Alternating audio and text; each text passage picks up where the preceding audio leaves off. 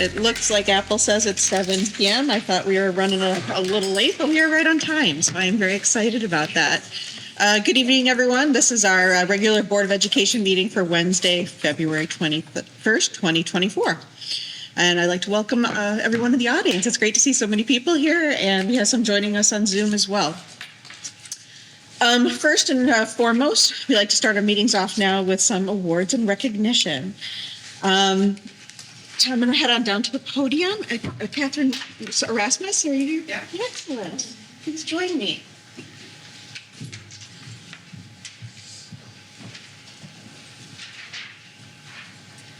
Great, everyone. This is Catherine Erasmus.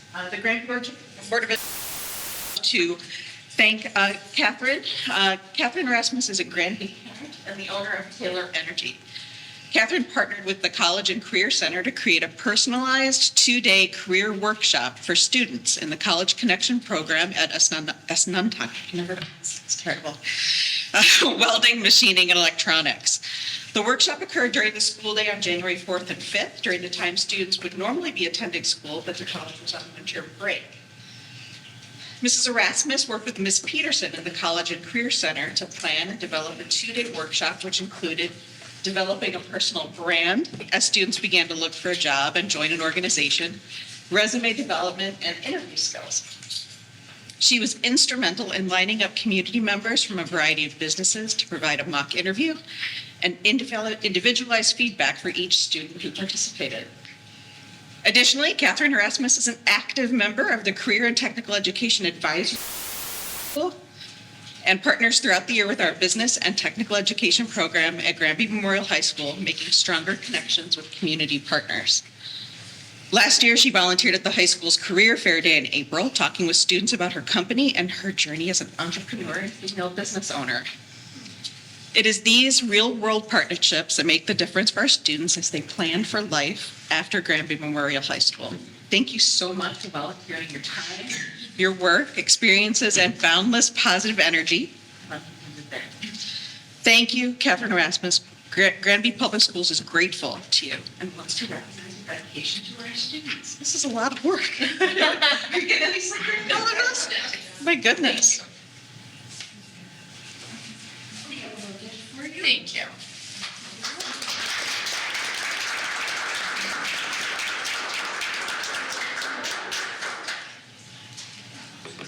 Have your family.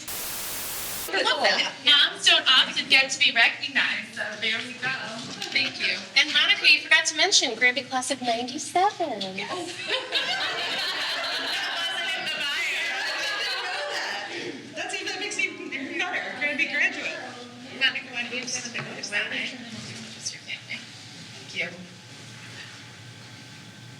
The highest compliment I could pay Catherine is I would have recruited her to be a teacher had she not already had her own company. Her energy, positivity, just her preparation was just outstanding. So That's really wonderful. You take one of just their family and all that. Sure.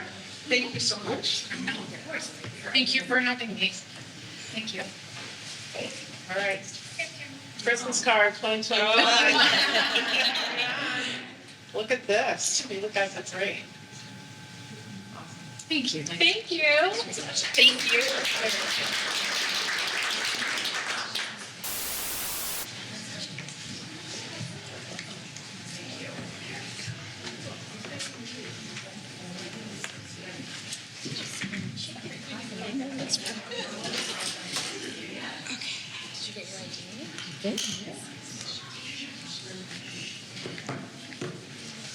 All right, thank you again for joining us this evening. That's wonderful. Next up, we have public comment. Granby community engagement and attendance at Board of Education public meetings is welcomed. The public comment segment of the meeting agenda is set aside so the Board of Education may receive public comments. Procedurally, public remarks will be limited to about 5 minutes, and citizens will be asked to identify themselves.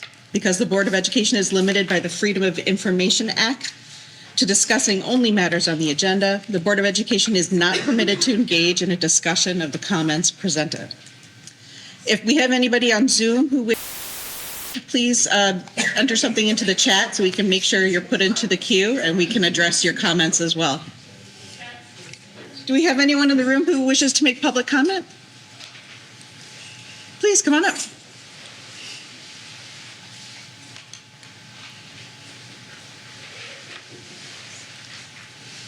Hi there, good evening. Good evening. If you could identify yourselves. So my name is Jack Darling, and I live on 1 Northwoods Road in North Granby, Connecticut. Hi, Jack. I'm Candace Royce. I live on 291 Mountain Road in North Granby.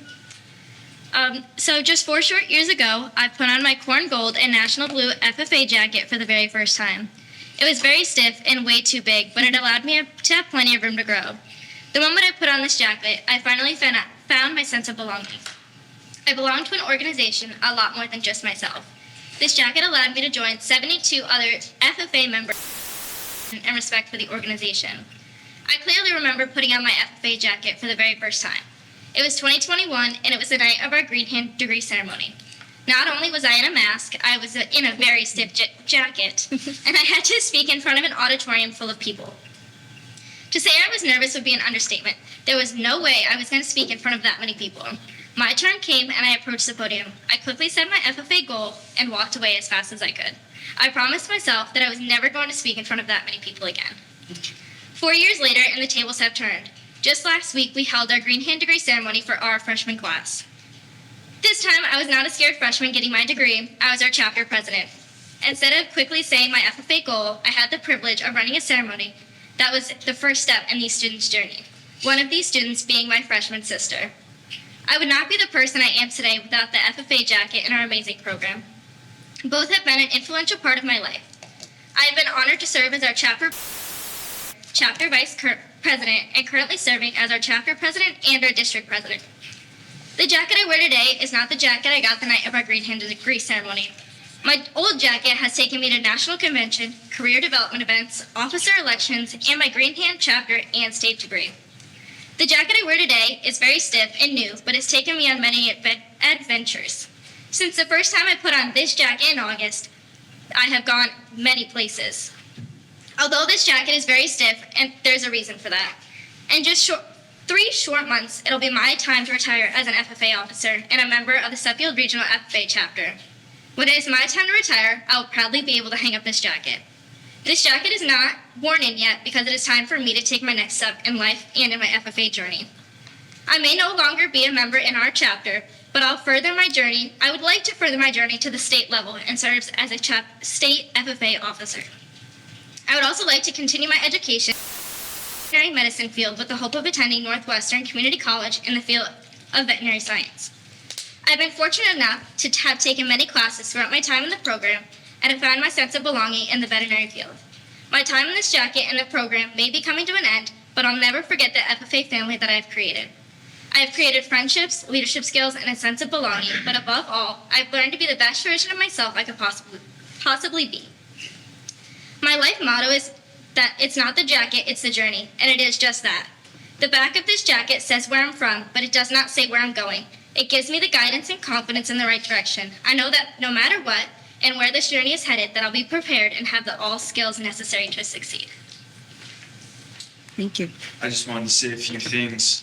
Coming into the ag program, I wasn't too sure about what it would bring me, all of the positive outcomes, how it changed me. I wasn't too much of a social, to be honest, but the ag program really had let me explore who I really was and become who I am now. And a lot of the relationships that you have with your teachers in the program are not like with regular teachers. You get to conversate with them. You're with the same 4 teachers usually for a full 4 years. So it really brings a sense of belonging, and I feel like a lot of students need that. And I'm graduating and leaving, and I'm proud of who I am, and I wouldn't be where I am now if it wasn't for this program. Thank you.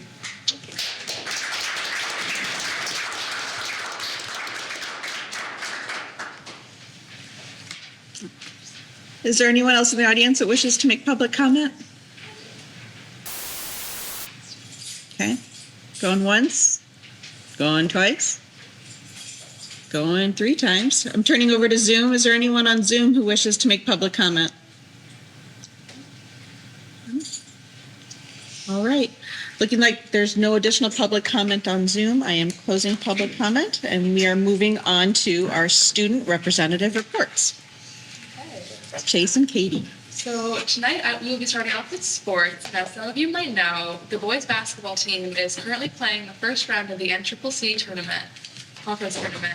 It was started at 6. We don't know what the outcome is yet. Hopefully we're hoping for a win against Stafford. But unfortunately, the girls basketball team, like their journey in the NCCC conference was cut short last Friday against Suffield. But we are turning forward and looking towards states. I think we have a good bid this year, so I think we could get some stuff done. And I would love to call out Alyssa Bordenera, recently been named the NCCC Girls Basketball Player of the Year. I think it is very deserved, very rewarding for her. I'm very proud. And boys hockey, they won their last game against Amherst, and they are looking forward to the beginning of their run at states.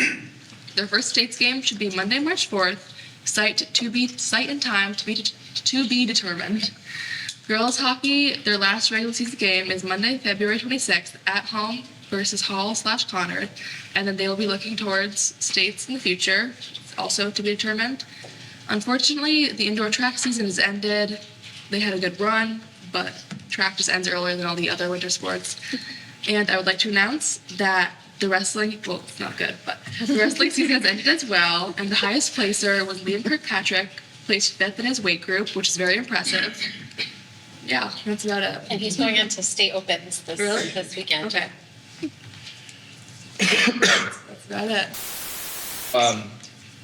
Katie mentioned that some of the winter sports are starting to wind down, while others are approaching the main focus of their season, the part everybody gets ready for. So we were talking before the meeting. That's the part of the year that doesn't feel like there's a lot going on, but there's always a lot going on. So that's sort of where we are right now. A few notable events coming up. The DECA State Conference is scheduled for Wednesday, March 6th, and that will be at the AquaTurf, I believe.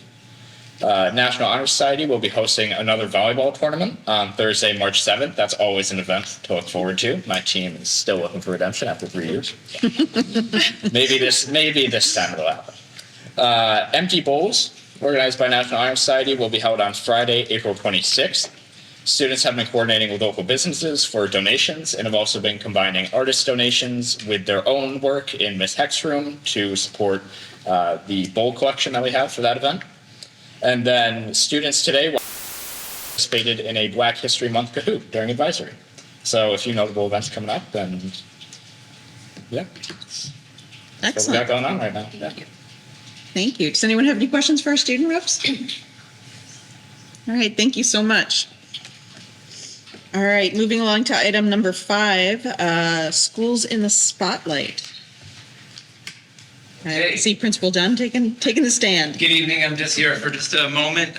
First of all, good evening, and thank you to the board for allowing us to shine the Board of Ed spotlight on some really great work that's happening in our math classrooms. And I'd like to thank our math department leader, Elise Nevins. She's here as well with one of our math teachers, Larry Coxon, and 2 of our math rock stars, Taryn Grant and Avery Dickens.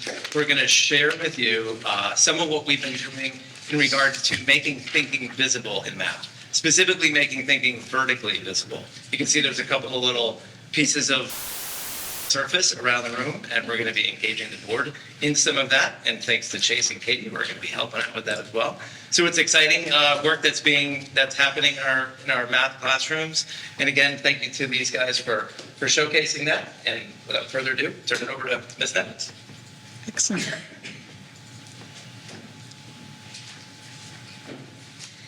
All right, so why is making math visible vertically important to students? So we're going to start with a video.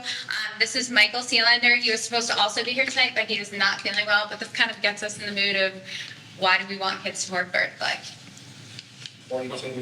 42. Hey guys, what do you guys think about this whole getting up and writing on the walls and working together?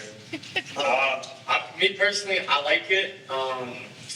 I can't really sit in a seat all day, so Mr. Big came in clutch and let us do this job. Thanks.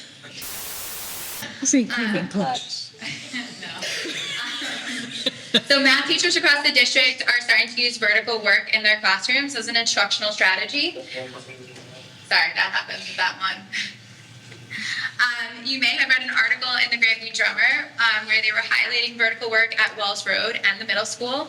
In addition, vertical work has also been a focus of our K-12 vertical team math PD for the past year. So I'm just going to start by talking about the book where the vertical work comes from that we're currently working off of, and that comes from the book Building Thinking Classrooms, which is written by Peter Liljedahl. So all of these quotes and kind of the research behind it all come from that book. So why should students work vertically? Working on a vertical surface promotes high quality collaboration and facilitates questions and rich conversations among students.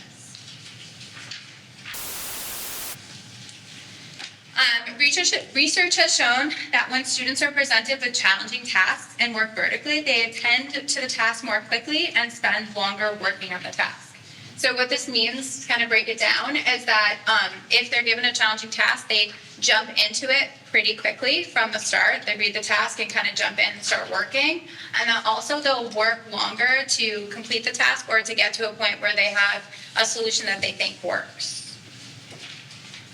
In the next slide, you'll see some of the students working vertically, and these are from all different classrooms in the math department at the high school. Working vertically at a non-permanent surface is low stakes, erasable, and allows for rough draft thinking. So you guys will see these white books are one option for students working vertically. We have many different options in many of our classrooms throughout the entire district, not just at the high school. There's some really cool stuff going on at Wells Road. I know that they're doing it there. They're also doing it at Kelly Lane, and you can go into any classroom and kind of see how people are making space for kids to work vertically. At the high school, we're using some of these whiteboards. We've also bought boards for people. We're also using like cabinets and covering them with these. And the best part about them is you have a marker and eraser, and you can get right to work. And if what you're doing is not correct, you can just erase it and try again or move on. So it allows for you to kind of just rough draft, start working, and it's low stakes because you don't have a permanent surface that you're working on. The large surfaces spread out around the classroom also allow students to see the work their peers are doing in other groups and build off of each other's understanding. So you're not working on a tiny little piece of paper at your desk with your single pencil. You're working on a nice big space. So you can really spread out your work. You can make it nice and big. And again, the concept that it's okay what your neighbors are doing actually allows kids an opportunity to kind of figure out, well, where should I get started? And so for me, it's kind of that ask three before me. When you work vertically, like that is the point. You have your partner or partners, depending on how many people you have in a group, but you also have access to other kids around the classroom to really take a look at where they started the project or the task at hand. And then I'm really the third person that they should come to. You know, if as a group they can't figure it out, and when they look at their peers, if they also can't figure it out, the next person is me. So I'm more of a facilitator in the process. All right, so before you go to the next slide, stay on this one for a second. So again, this is more kids working vertically. This actually happens to be in my classroom, but you can see that some of it is whiteboards, some of it's like actual whiteboards posted on the walls too that kids are working at with their tasks. And I've tried to recreate this kind of scene.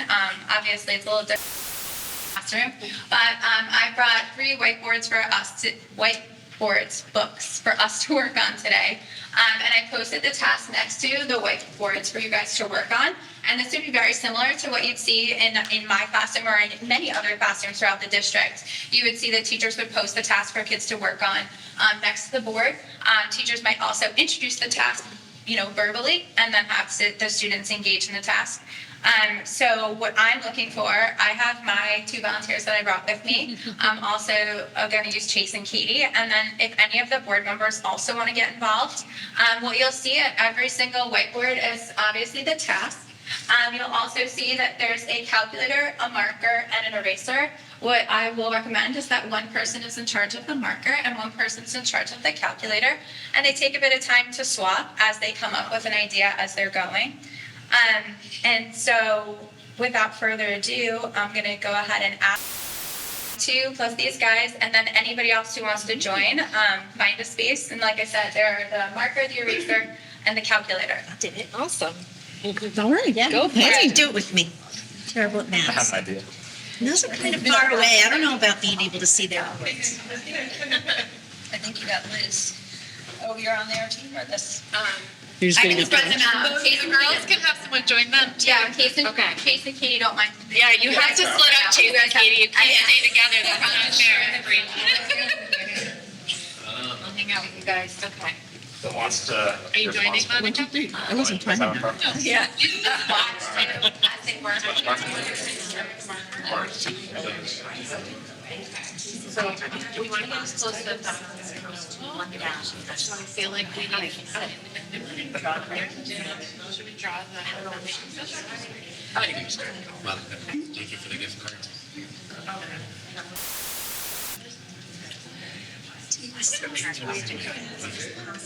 Maybe like, together. Or this total. She was before. Put another board up here if you'd like. You're okay. The Board of Education.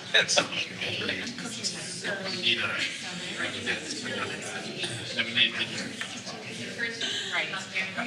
Probably trying to. Yeah. I'm not. one round. But it doesn't say that we can't go over. True.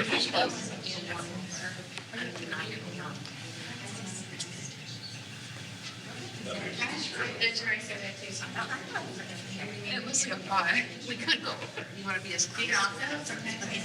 Whether you could go over. Are you helping us or are you? It works.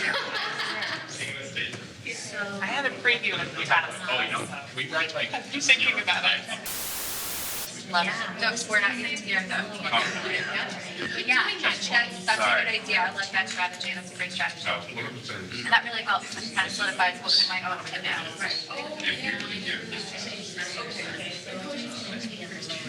They might. Right. Even if they looked around, you would be able to see. Well, yeah. And this is spread out, this is like we got spread out. So History major. yeah. We have 7 and 6.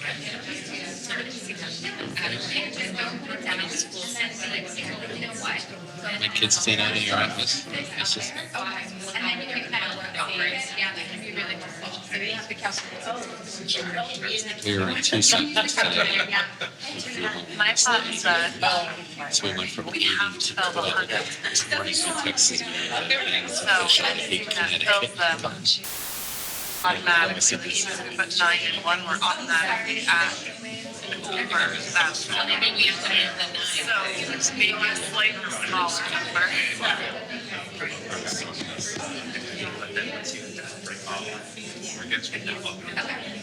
All right, I'm gonna talk to them.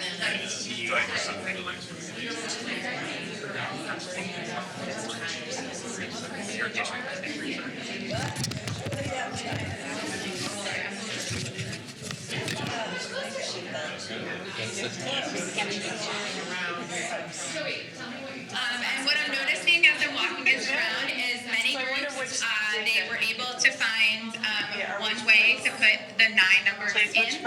And now they're working off of that one way to find an answer that's closer. As I walked around, some of the things that I see people doing, some groups, they put the numbers 1 through 9 at the top. To out which numbers they use. One in each. Other groups,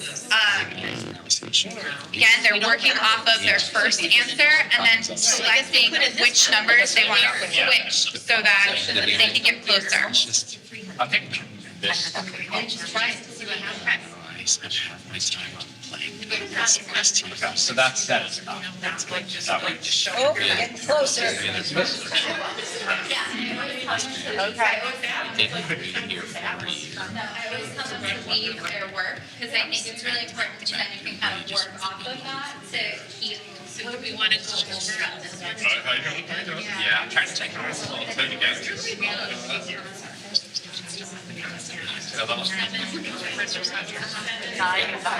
Just later in the week.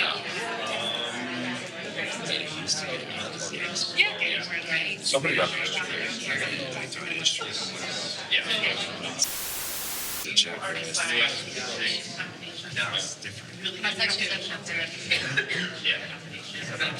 So what? I love that all three groups are using different. All three groups. All three groups are really doing a different. Are you trying to sell that? Are you like, I don't like to have a partner? You get a little bit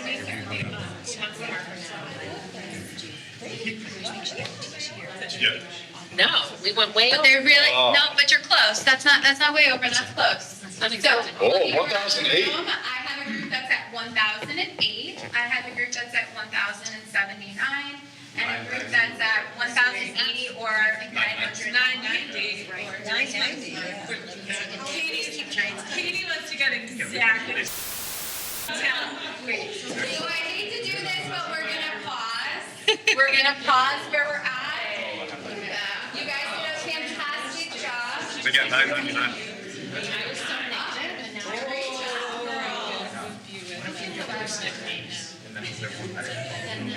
Okay, so we're gonna go back to our seats so we can chat about our experience. Don't erase it.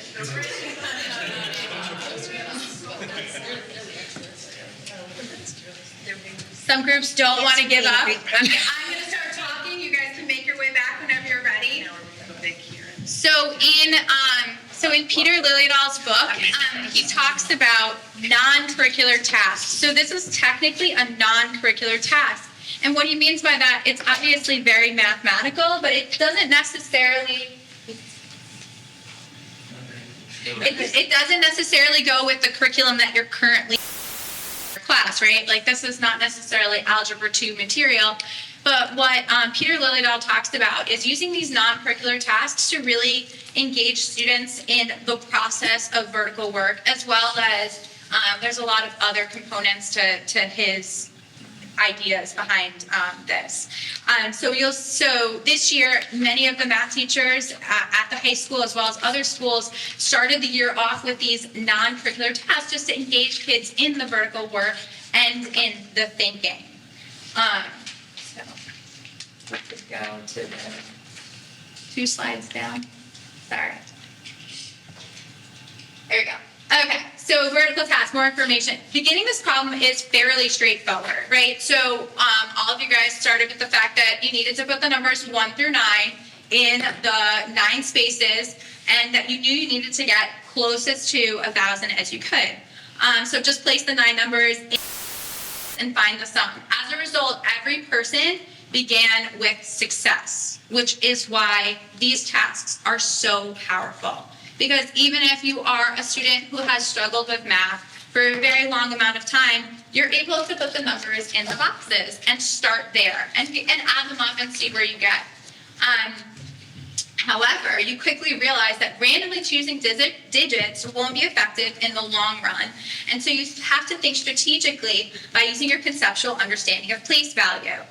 And one of the things that I heard repeatedly was like, everybody wants to put the largest digits in the hundreds column. And then they realize very quickly that that's not going to work. And so they have to kind of work through where those should go. So for a task like this one, we say that it has a very low floor so that anyone can attempt it. So like I said, you're starting with the fact that you just need to put the numbers in place, but a very high ceiling so that it can challenge even the most advanced students. Particular task has many levels of questioning that you can do while students are working. How do you know you can't get any closer to 1,000? The first time I did this task, and I've done it with kids, I also did it during my vertical team meetings. People said, I'm good, I'm done, I got the answer. And I'm like, how do you know? How do you know you can't find something even closer? What should be true about the hundreds place? How did the tens place affect your answer? I had a group that got to 999. You know, can you get another version of 999? Because yes, that is the closest you can get to 1,000. And so, you know, working on these types of tasks, they're really powerful for kids, but I think what's most powerful in the process is the communication and the visible nature of it. I was able to walk around to the groups, although they didn't necessarily need me at every single moment, I was able to communicate with each group something that I some support with, something that they were doing really well, and other suggestions along the way, like leave your work and work off of your work. Don't erase it, because that's everybody's instinctual thing is, well, it's a whiteboard. I can just erase it. And I'm like, well, if you erase it, how do you remember what you last had, right? So these tasks are very powerful for many reasons. And like I said, I appreciate everybody engaging in it so you can kind of see how we process through these types of problems. This, like I said, is a teaching strategy that we are incorporating. It is not the only thing that we're doing, but like I said, not only are we doing it at the high school, but we're also doing it through all K-12 in all of our schools. So thank you so much to all of my participants, my student participants, as well as the board for helping me. And at this time, do you guys have any questions or feedback? Well, I'd love to hear how Avery, Taryn, how they enjoy. Sorry, I forgot about that. Yeah. I told them they would have to speak, even though, you know. They got the closest.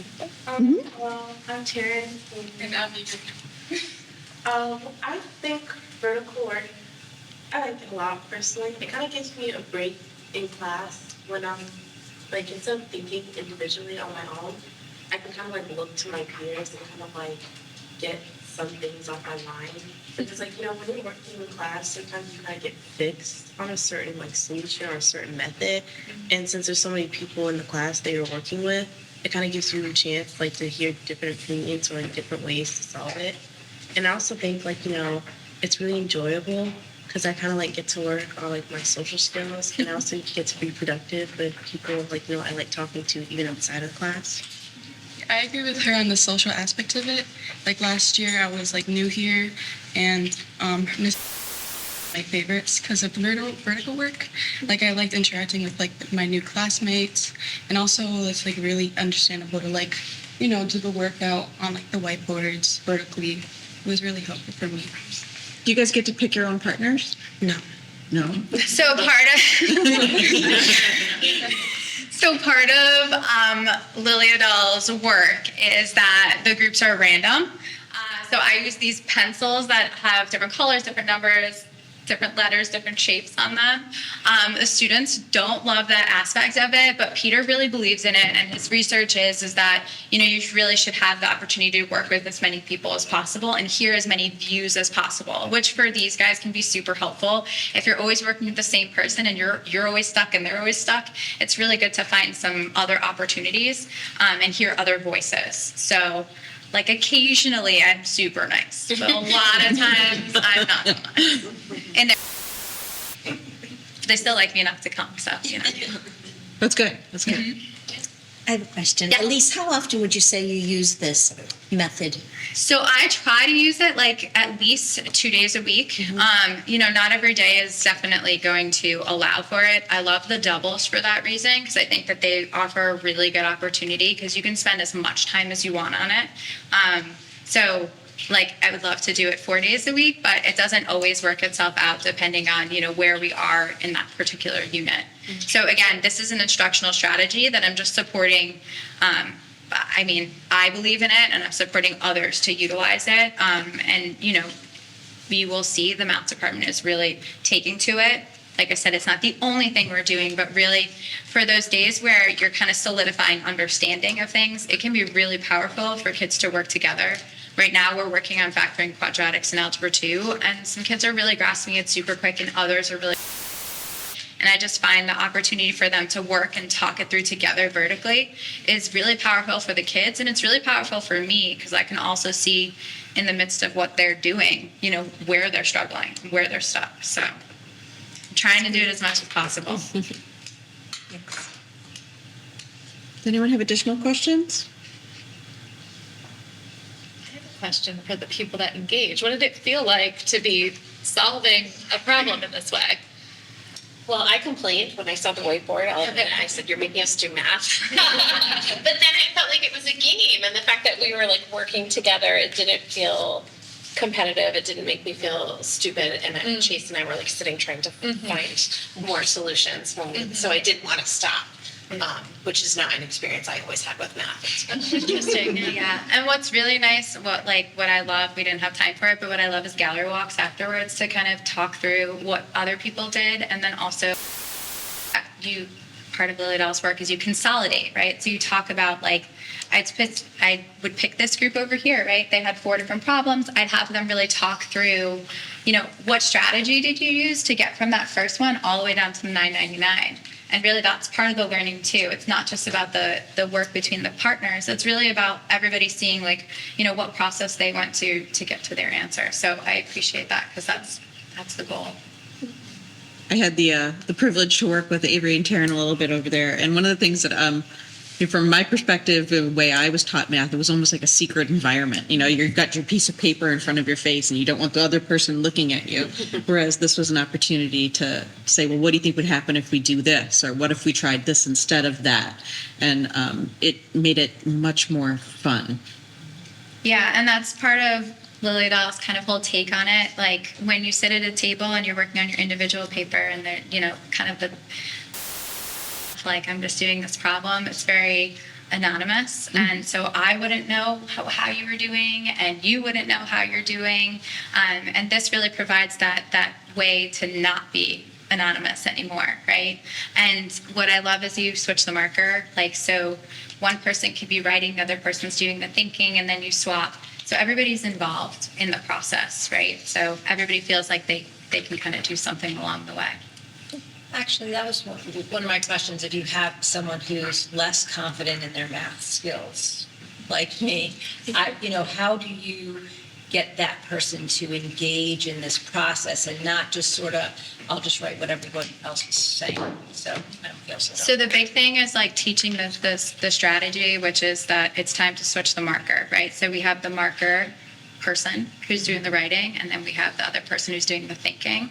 So I'll just keep reiterating as I walk around the room, making sure that the marker, and also making sure that voices are being heard, right? And so if I don't hear voices being heard from certain students, or if I don't see the marker changing colors along the way, that's really like an opportunity for me to go over and check on that group, right? And again, those kids would be completely anonymous if I just gave them a worksheet and said to work. This is an opportunity. I have in my room 6 spaces. And so again, I'll have 2 to 3 kids at a space. It is so much easier to see what each kid is doing in that space, and no one can really hide because again, you can very easily and visually see who's not engaging, and it's much easier to have a conversation than the kid has the paper in front of them, who knows what they're drawing on it. I have to look over every kid's shoulder. This is much more visible, and it's a lot easier for kids to not get caught just going through, and so that's really for me the most powerful part is no one can really be anonymous when.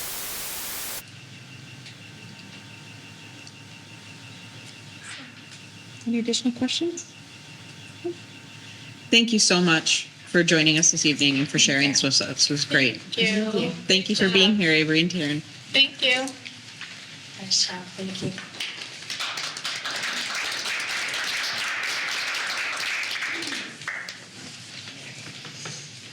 All right, next up we have the business manager's report.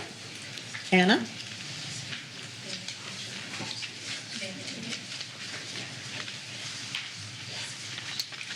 Thank you. This evening, I'm reporting out on the statement of accounts as of the end of January. The financial forecast for the general fund shows an unfavorable full year forecast of $242,000, which is $15,000 worse than the previous month. Regular education is under budget $31,000, which is favorable by 13 from the previous month. Salaries and substitutes continue to fluctuate. But the major drivers of the forecast continue to be electricity and instructional purchase services, which our major issue there is the substitute line itself and some contracted services. We will continue to monitor the line items closely, and we have adjusted our balances if you look closely at the account in savings in some areas. So we are monitoring those accounts so we can achieve our forecasted balances, which will be important in order to get to that positive regular ed balance at the end of the year. The special education forecast is over budget, $273,000, which is $28,000 worse than the previous month. The main driver there is out-of-district tuition. However, special education out-of-district transportation line item is currently under budget, $13,000. Our pupil services department and transportation provider have worked diligently to consolidate transportation wherever possible. That's the first reporting of that line item in the black all year, and they're very proud of it. So congratulations to them. Revenue to the town is kind of the big deal this month because we received our per pupil expenditure rate from the state, which is calculated off of our FY23 results, our financial results. Our per pupil expenditure went from $18,897 to $19,961, so roughly $1,000 higher.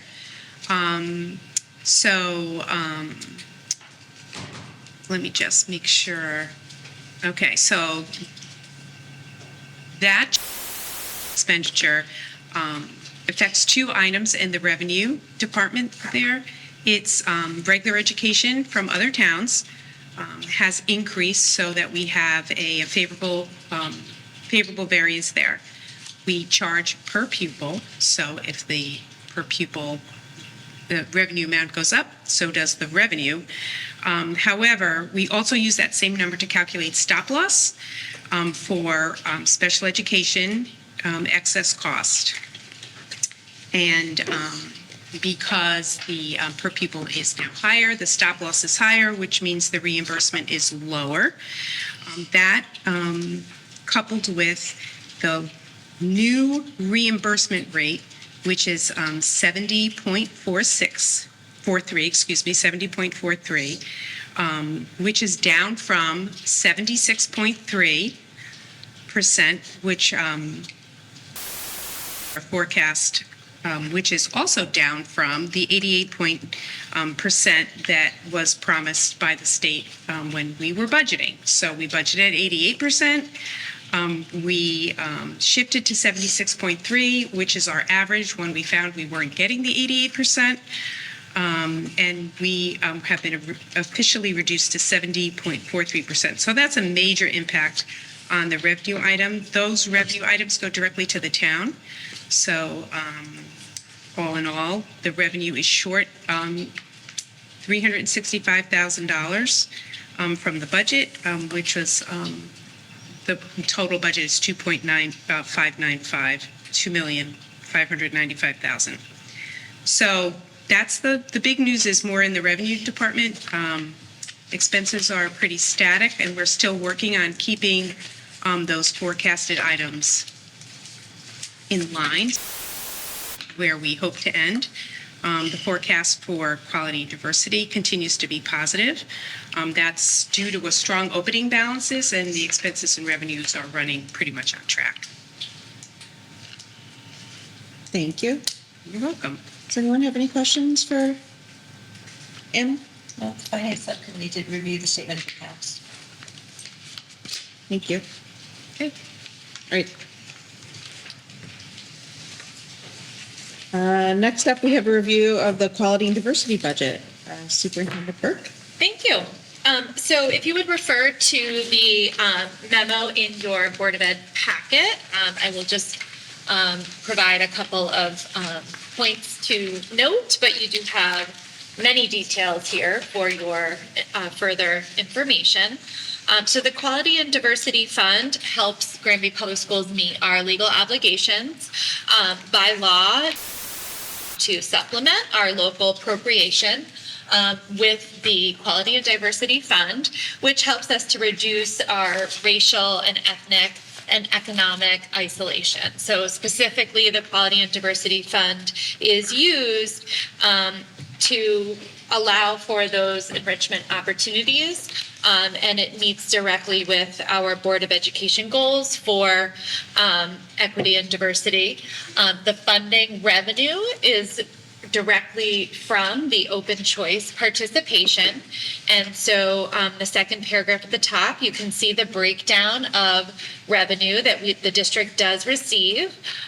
For FY25, the district will receive $14,500 per student, and an additional, and $10,000 for every student enrolled in grades 1 through 12. So our kindergarten, $14,500 per student.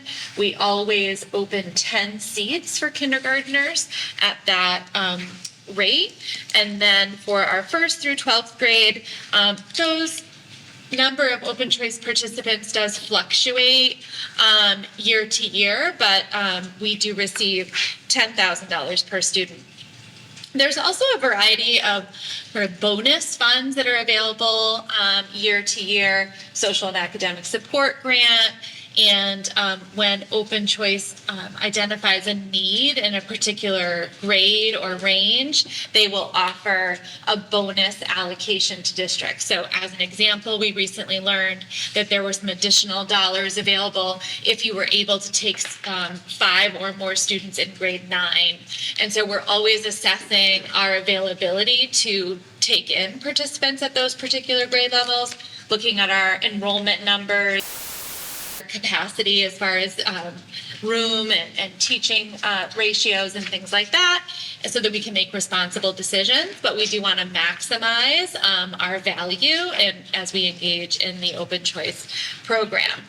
And so you can see that our participation this year is approximately 92 students, and you can see the dollar amounts there. Next year, we are anticipating a slight decline to 89 students.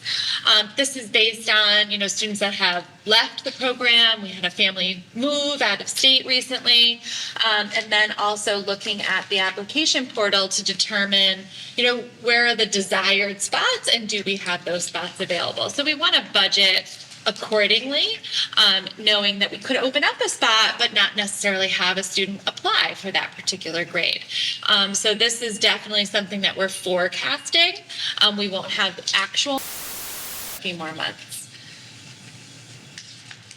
And then if you turn to the second page at the top, you can see a bulleted list of the notable ways in which we will be spending the allocation. So the FY25 appropriation is $1,069,766. That will help offset our fees for magnet school tuition and vocational. So the district pays the tuition for students that attend the BOAG and technical schools as well as magnet schools. So those dollars come out of this fund. As well as staffing. We allocate staffing for things like social workers and teaching assistants that help support our students directly, as well as some of our after-school clubs. And there's 8 or 9 of them right now that we are able to charge to the, as well as materials for our Granby equity team, like professional texts or things that the group may read, as well as the replacement cycle for our one-to-one computing. New, you will see that we have added a .4 counseling and academic support center teaching assistant. We currently have a teaching assistant allocated at .6, so we are looking to have that as a full-time. We are also looking to include additional support for BCBA, a board certified behavior analyst, due to some growing needs in our elementary schools. And we are offsetting that with a reduction of 1 FTE for a math interventionist. We are offsetting that because, sorry, I'm beeping. You can just ignore the beep. I'm fine. You're okay? Okay, thank you. We're offsetting that by the reduction of a middle school math tutor. So no longer hiring the math tutor, replacing that with a certified math interventionist to better meet our needs. And so that's a reduction in the quality and diversity fund. You'll then see that there are two charts with additional information. A historical look at our open choice program enrollment with our projections starting in FY25 to FY29. And also of note, the open choice academic and social support grant, which is not included in the Q&D, but I really wanted to have the opportunity to illustrate for you that in addition to the per pupil tuition that the open choice program provides for us, we do also receive additional funding in the way of this grant, which directly benefits the school district.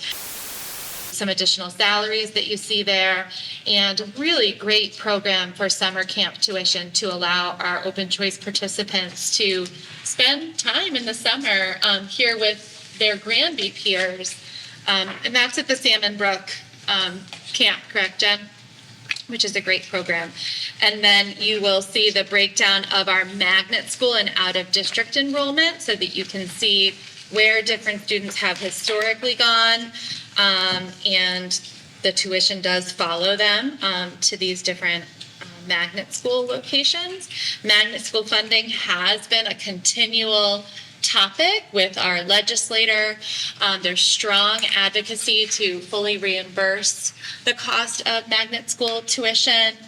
That's not currently the case. We are still responsible to pay magnet school tuition, and so we're budgeting as though we will continue to have that. But it is something that has frequently been discussed. And you can see what the charge is for those different tuitions on page 4.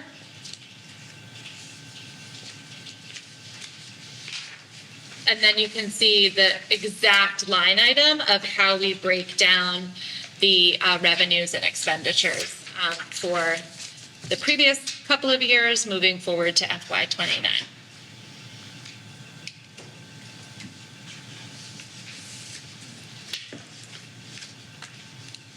Let me know if you have any questions. Does anyone have any questions?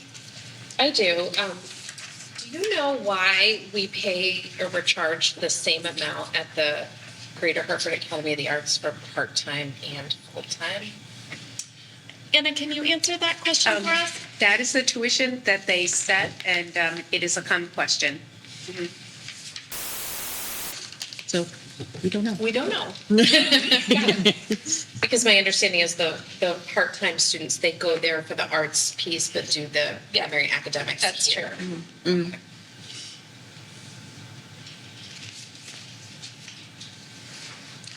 Additional questions, or is everybody absorbing? Yeah, and feel free to review, and I can answer questions next meeting as well. Doesn't require any action. The next meeting will be the full FY25 budget, so this would certainly be relevant. If you had additional questions, we can certainly look at it at that time as well. Because there's a lot to digest as far as the details here. Actually, I have another one. The, on the tuition page, it says the district does not provide transportation for students attending their schools, but I know some of those kids who have a bus, so who is paying for the bus? Anna, can you answer? That is the magnet school that provides the busing. So that's probably Yes. part of the tuition. It's not covered by the tuition. The tuition is only for the academic piece. The transportation is covered by another budget within the magnet school organization. I believe it's part of the legislation to diversify the schools so that the transportation is picked up as a part of that decision. I don't know what to call it, but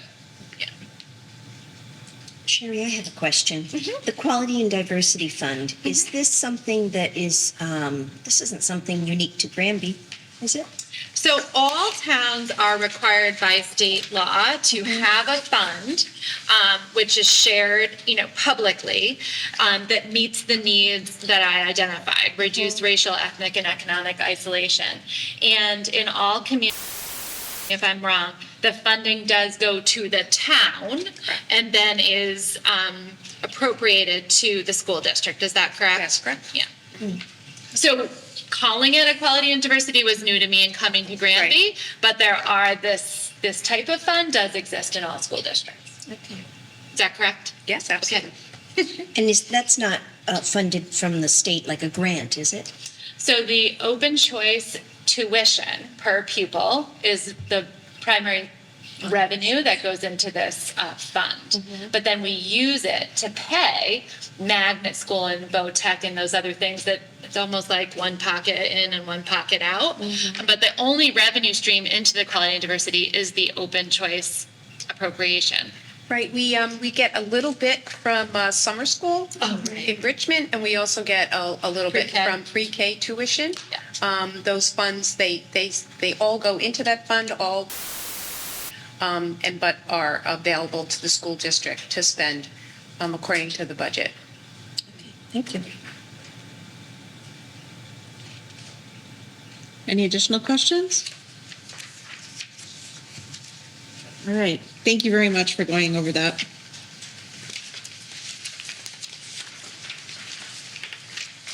All right, next up, the minutes. Do we have a motion to approve the minutes of the February 7th, 2024 board meeting?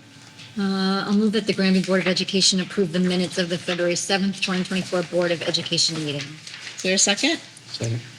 Thank you, Dave. Is there any discussion? All in favor? Aye. Any opposed? Any abstentions? All right, the motion carries. Thank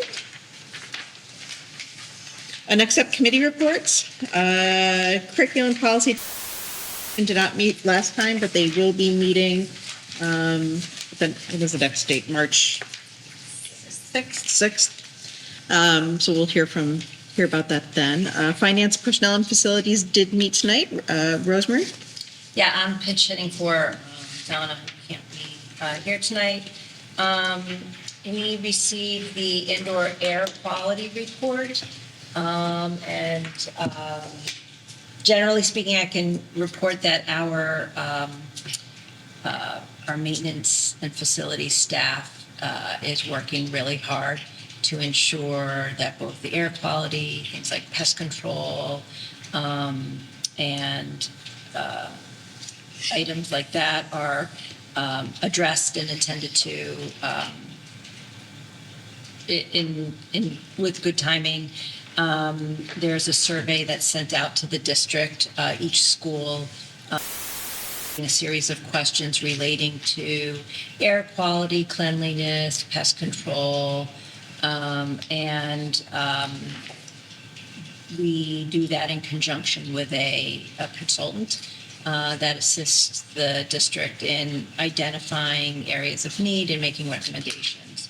So the finance subcommittee received that report, asked some questions about issues of air quality, mold, mildew, lead, heating, cooling, and generally speaking, I think our district gets good marks. We also talked about the AED donation and the installation on the athletic field. I think that's been reported out as well in prior meetings. We went over the statement of accounts, which Anna went over tonight.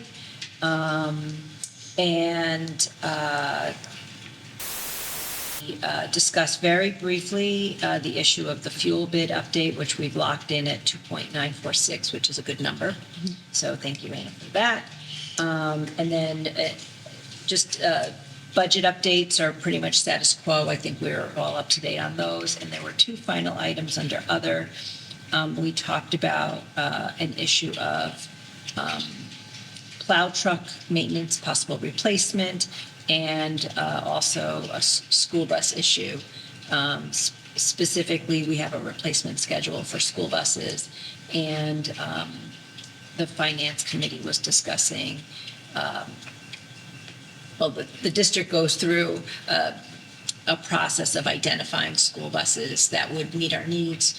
Right now, there's not one available on the market, so we're looking at what our alternatives are and also discussing whether or not that a plow truck have that sort of due for replacement in relatively short order may need to be moved up in terms of the replacement schedule.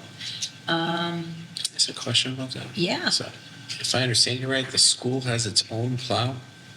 We do have 4. Is that normal? Really? Yeah. Yeah, so when there's How a, come the town doesn't do it? well, because when the town has a snow event, they're plowing the roads. And so we have 4 buildings, right? So in the they're district. dedicated. Yeah. They're not full-size though, are they? No. Pickup trucks with They're like plows, dump they do outs, the right? parking Yeah. lots, the sidewalks, they have to do all of that.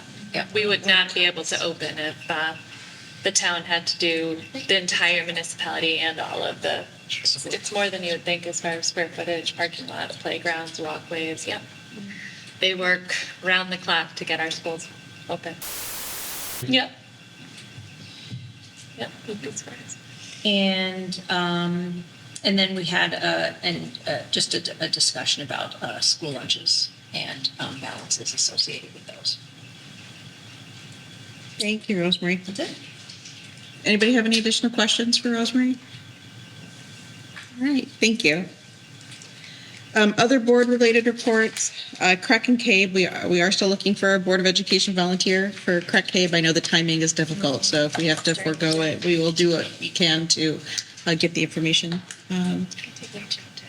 Okay, so we're going to work on seeing what we can do with that. It's hard to, meetings are at 9 a.m., so you're considering we all work. I So looked it's- into it. I feel like it was even later. It was like 10 or 10. something in Hartford. Yeah, So that's for tough. anyone who works full-time, it would be really Right. Also, the Granby Education Foundation, we are looking for a volunteer as well. And I believe they did have a meeting this past week on Monday. Were you there? No, but I could share an update. Sure, that'd be wonderful. Thank you. They are hard at work with the Granby soliciting teams to join. And I know that they just approved a grant for our Granby Dramatic Arts program. We are really grateful in order to purchase new microphones for our actors. And we are anticipating a really quick turnaround so that all the new equipment will be able to be used for Footloose in March. So we're very grateful to the Granby Ed Foundation for that generous donation. Excellent, thank you. Any questions there? All right, calendar of events. There's a lot coming up on the horizon. I had this flagged and then I closed it, so. Perfect, thank you. We've got tomorrow, the superintendent community conversation. Is that from 9 to 10 a.m. or 10 to 11? 9 a.m. to 10 a.m. Okay. Yep, 1 hour. So I believe there's still time to sign up for that, right? If you contact Linda Powell, she can send the Zoom link. The Winter Coffee House is February 24th. The middle school dance is March 1st. I actually had a parent ask me about this personally, and I had no idea, so I had to look it up. It's a big deal. It is. I know. I was told that it's like I need to understand if I really need to get this dress. There's also a lot of discussion about the casual dress code and what does casual actually mean, which I don't think any of us could say better than a 12-year-old girl. So that is coming up March 1st. Or not to define it. we'll let you know afterward what they come up with. Curriculum subcommittee March 6th, like we discussed before, followed by the Board of Ed meeting. We have an NHS sports tournament. That's the volleyball. Oh, that's the volleyball. Got it. Thank you. And then I'm not going to go through everything specifically, but I did want to point out the budget workshops, and I'm going to mention that again in a few seconds. But the first budget workshop is coming up March 13th. Public attendance is welcome. It's an opportunity to discuss and work through our budget issues. I guess I should plug Footloose again one more time, too, because I'm very excited about that. I think it's like the 15th, no, 16th, 17th, 18th, 15th, 16th, 17th. 15th, 16th, 17th. Yeah, but it's like an anniversary for the movie. Yes, it is, Yeah, 30 years. 30 years, which is 30? Is it 30? It might be 40. I was doing the math, but like, wait. I know. I'm pretty sure I was 40. Maybe it's 40. So we can put Granby within 6 degrees of Kevin Bacon. Okay. Do we have any board member announcements? Action items? I didn't catch any today. I didn't catch any either. Superintendent's report. Sure. So I'll just start by thanking Mr. Dunn and Elise Nevins for her presentation. Thank you so much, Chase and Katie, for participating. And it was awesome to have 2 students, Taryn and Avery, join us. I look forward to our Schools in the Spotlight coming forward over the next few meetings. That'll be really great.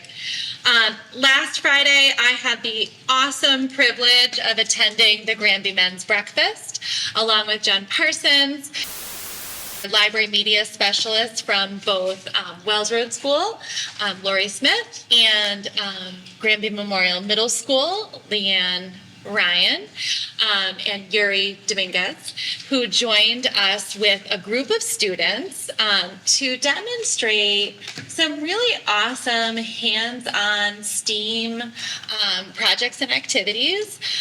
We engaged the men in sort of tabletop maker space where they were challenged to engage with the students.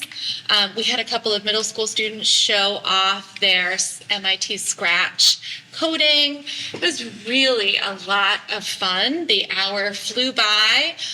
Jen presented, a broad perspective on STEAM education across the district and some of the ways that we're engaging students, really pre-K-12. And some of our hopes for the future to really grow opportunities for engineering, design, and problem solving and thinking in that way. So it was a really lot of fun. And the intergenerational component of that morning was really special. And I did just write an article for the Granby Drummer that includes a little snippet of it with some photographs. So I think everyone will really enjoy that.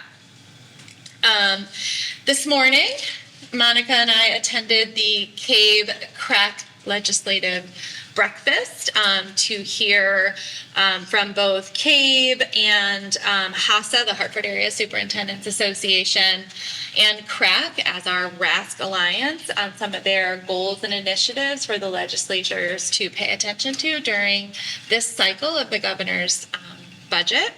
I'm hopeful that we will see the impact of superintendents and board chairs that are speaking out and making their concerns known. Kindergarten registration opened on February 1st. Currently, we are projecting about 75 students. That does include our students that are in preschool that haven't perhaps registered just yet, but we're still counting on them attending, as well as those 10 spots that we open up for open choice participants. So I will continue to keep the board informed as those numbers, fluctuate a little bit. We keep a careful eye on it for budget planning and enrollment. Can I ask a question? Of course. So does the 75 includes the 10? Yes, it choice? does. Ooh, Yes, it does. That's remarkably low. Yeah, we were projected to be at about 100. That's our So we're coming in a little lower. But we'll keep a close watch on it. Still a little early. Monica did just mention that I have a superintendent's community conversation tomorrow morning. This is from 9 to 10 a.m. Almost 20 participants at this point, but you can just email Linda if you'd like the link. I will record it and then post it so that anyone that isn't in attendance can certainly listen in. And then I will hold an evening opportunity on Thursday, April 4th, and I will start advertising that tomorrow. Just really trying to meet the needs of different community members by offering one in the morning, one in the evening.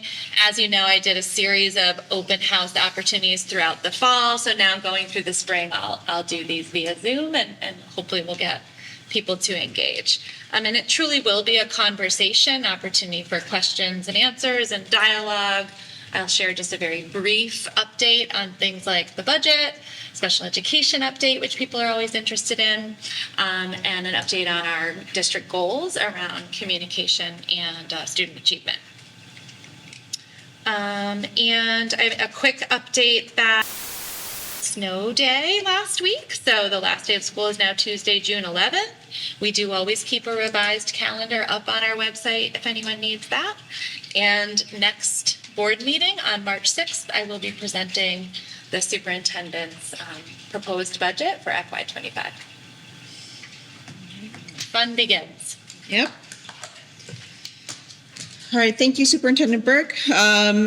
Just real quick, again, I wanted to comment on the public comment we had today from the students who are attending the Suffield Ag program and how great that was to hear their feedback. We hear so many great things about that program, and it was. I was really happy to see students stand up and tell us about that. So I hope other members of our community who take the time to review our meetings pay attention to that, because it really is quite valuable. And then again, I just wanted to emphasize the importance of the budget workshops on starting on March 13th. We're in a situation where we will have to make some cuts somewhere, and this is going to require community input, and we want to make sure that we are working as partners within our community as well. So that's it. That's all I have. So with that, do I have a motion? So moved. Is there any discussion on that? All in favor? Aye. Any opposed? All right. Thank you. Thank you.